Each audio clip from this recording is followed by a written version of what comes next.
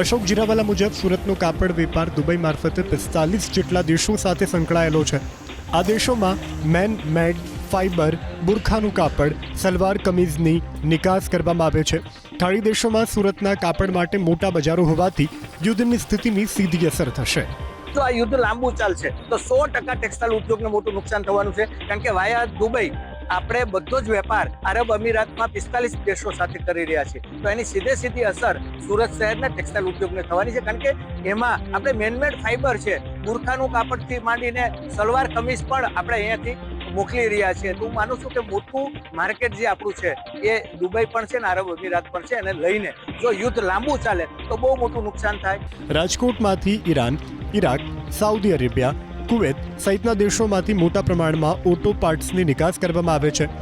ઇઝરાયલમાં પણ ખેતીના ઓજારોની મોટા પ્રમાણમાં નિકાસ થાય છે। ત્યારે યુદ્ધની સ્થિતિને લીધે ઓટો પાર્ટ્સ અને એન્જિનિયરિંગ ઉદ્યોગને પણ અસર થઈ શકે છે।